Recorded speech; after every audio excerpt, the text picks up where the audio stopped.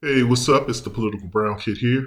And lately I've been doing videos, as you can see, for the past week or so, but I've been doing it continuously throughout. But I've just been focusing lately on the discussion of how the media has been programming black people to think a certain way. Once again, when you look at the way black men have been talking about black women online, the way black women have been talking about black men online, how both of them are talking about not loving each other anymore and exploring dating other people, other races, and you see it reflected in society. This is all by design. The stuff that you've been consuming, and you may not think that you're like focusing in on it, but it's on television or it's on a billboard or it's in a television commercial. You're consuming these images and you don't even know it. I've Go look at my channel for the things that I've been posting. I've showed it to you all this week. Pay attention, wake up. And when you start consuming this information, it causes you to think negatively about your people.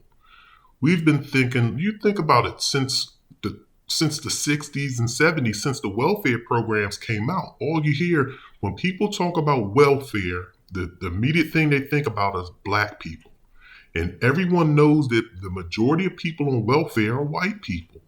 But because the images that they show you are black people, that's what you automatically think. When you think of welfare, you think of black people. When you think of poverty, you think of black people. When you think of certain things, like even obesity, you think of black people. All of America is obese. But the images that they show you are fat black women and fat black men on television because that's what they cast. I just told y'all I've been watching the show Suits. And matter of fact, I have an update to that because I got to the final episode of season 3. When you watch the television show Suits, and I've been watching it, it's on Netflix. And I'm only got up to season 3 so far. I finished season 3, I'm starting season 4. When you watch that show, they intentionally cast attractive white men, attractive white women. They're all chiseled. They're all, blonde. They got the hairdos. The men have the fancy hairdos.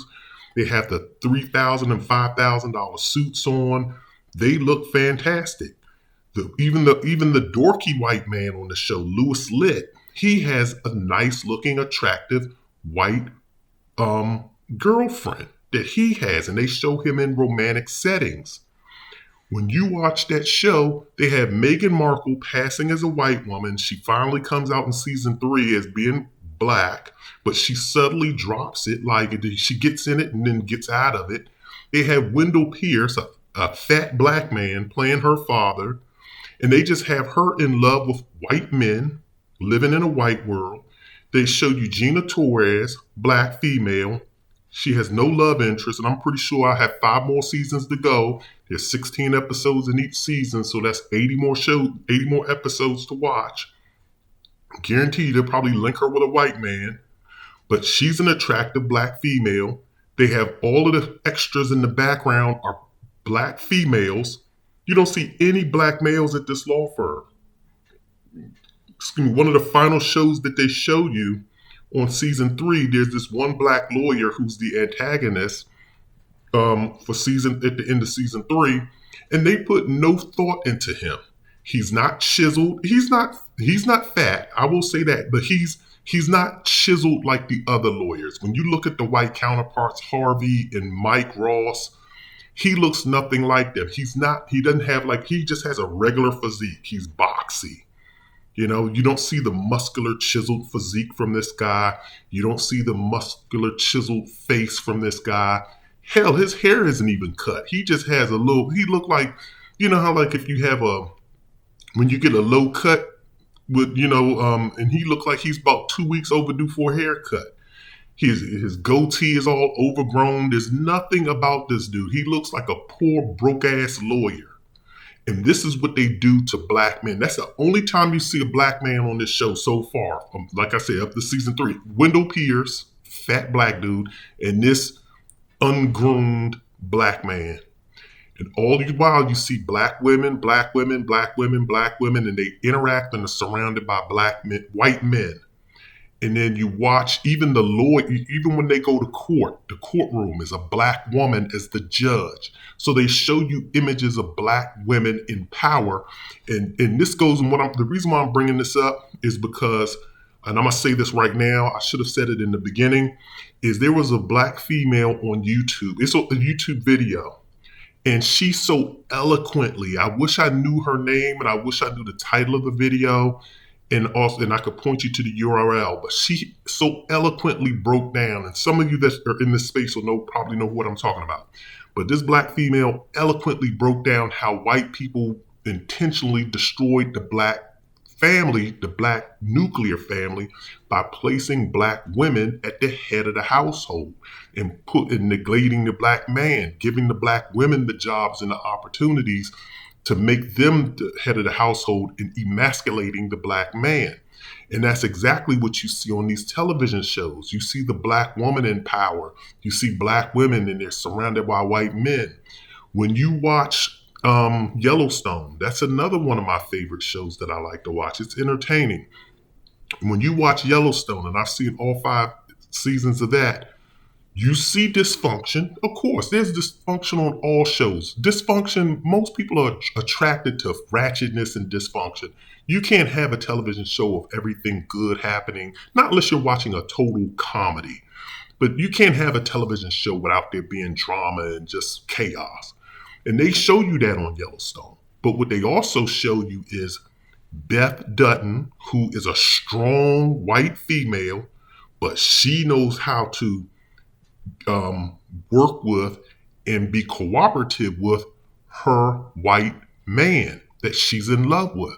And he is a cowboy. She is a lawyer. She's eloquent. And he's just a cowboy that works for her father on the farm, on the ranch. But she says, I'm in love with you. I know how to be cooperative with you and to be your companion. And that's what you see with them. When you watch the show, you'll see Jimmy, he has his love interest. In his love interest, he breaks up with one, he falls in love with another. You'll see the other cowboys that float around, and they have one black cowboy, and he's in love with the dorkiest white girl on the show. She's so country, she speaks in broken English, just a total hick. And she's the least attractive white female that you see on this show ever. And I hate to put it that way, and I'm not trying to put this lady down, but I'm just trying to show you that that's who they pair him up with. They didn't pair him up with a black female. He didn't go to town and meet a black female and fall in love with her. Or they didn't hire a black female ranch hand to let him fall in love with. They gave him a white woman.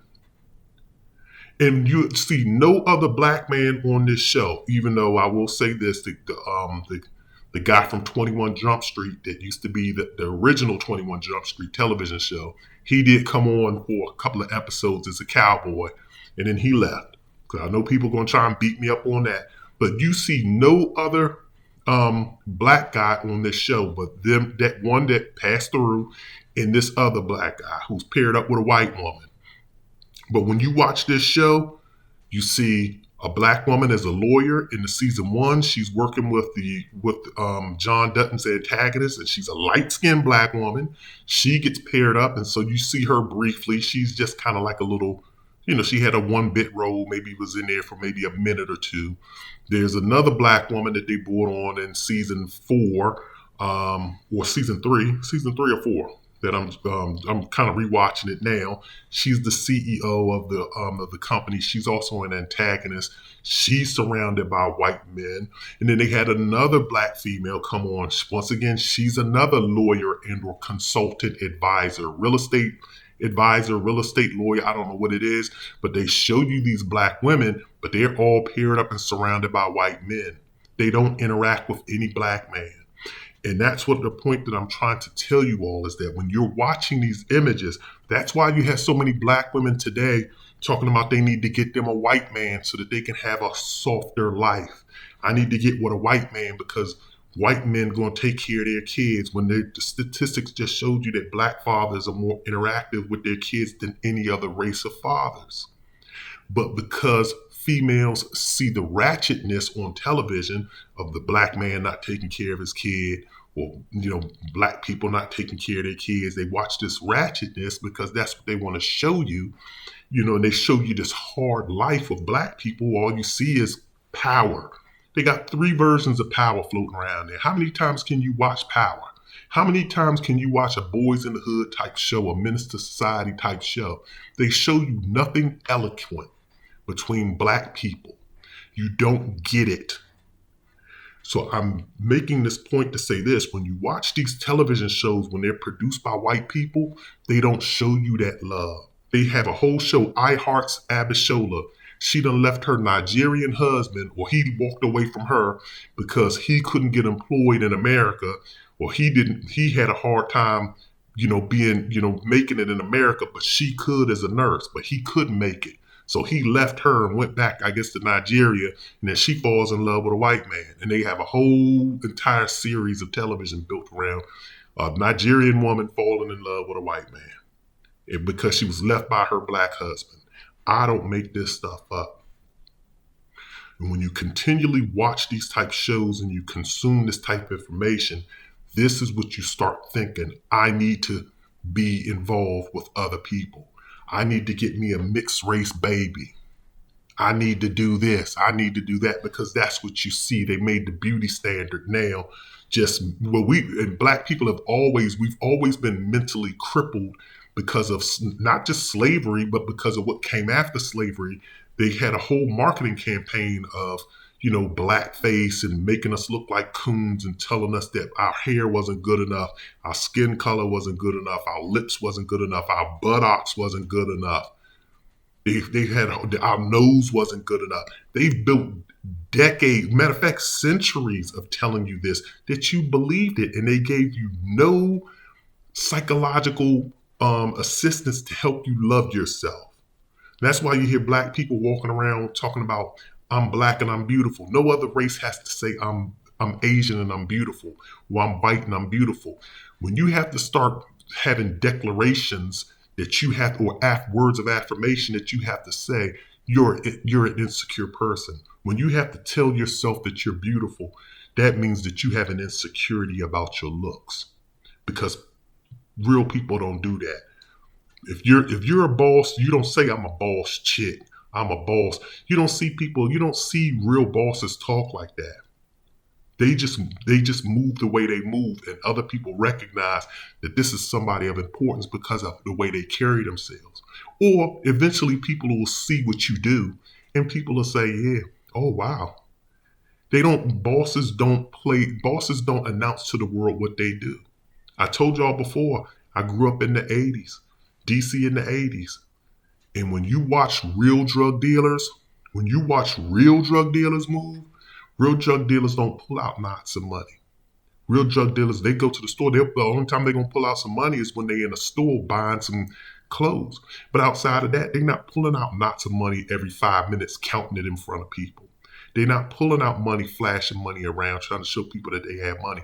Real people don't do that. Real hustlers back in the day didn't pull their pages out to flash to everybody that they had a pager. They don't do that type of stuff. People in the streets know who they are. And matter of fact, when you're in the streets, you don't want people to know that you're from the street. You just want to move without being recognized. You're trying to stay incognito. It was only the fakers, as white people want to say, the posers, that do poser type things. So when you're walking around here talking about, I'm a boss chick, you're not a boss. You want to be a boss. You're just saying this to pump yourself up. When you're walking around here talking about, say it loud, I'm black and I'm proud, you're not proud to be black. You're just saying that because you want to convince yourself that you are. Real people that are beautiful know that they're beautiful. And I've been saying this in my videos before. And all I'm saying right now is that when you continually show people images, and when you actors and actresses in Hollywood, I hope some of y'all are listening to this, if you're not saying, why isn't my love interest in this show black? Why am I paired with an Asian woman? Or why am I paired with a white woman? How come my love interest is not a black woman? When you're not, or why is it my love interest a black man? That's what you black women should be saying, because you all are getting the roles in Hollywood. And this is how they're tearing Hollywood apart, because what they're doing is they're putting all of the black women in roles and they're casting them with white men. And these black women, Halle Berry has been did this. They took, like, Paul Mooney wasn't lying. Paul Mooney told y'all Hollywood will steal you. They took James Brown, but they gave him back.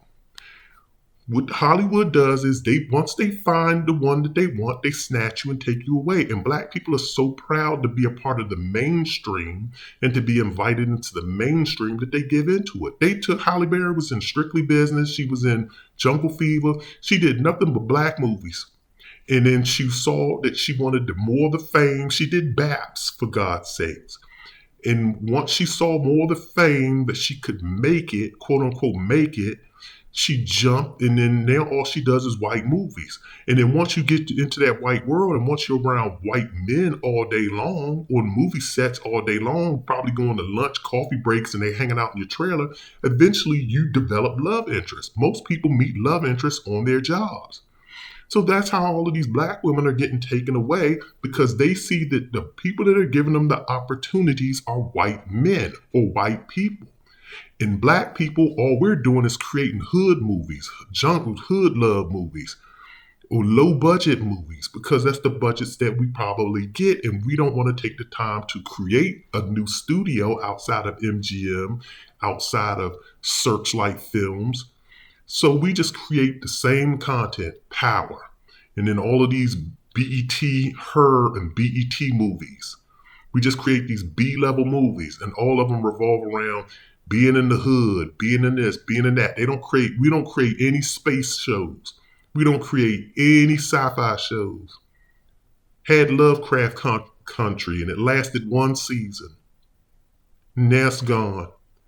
We don't create any space shows where it's a predominantly black cast. When have you ever seen it? We don't create any Aliens type movie, any Star Wars type movies, any big budget type movies. We do not do it. We don't create any Mission Impossible type shows. We just don't create them. All they do is black women are writing these shows like The Color Purple that are anti-men. Black women hate a black man. And they write these shows, and there's nothing redeemable. All of the black male characters, there's nothing redeemable about them. Nothing at all. I've gone on a little too long, but I'm just trying to let y'all know. I'm trying to warn y'all. Look out, watch out, because they're coming for us. This is the Political Brown Kid. Be aware.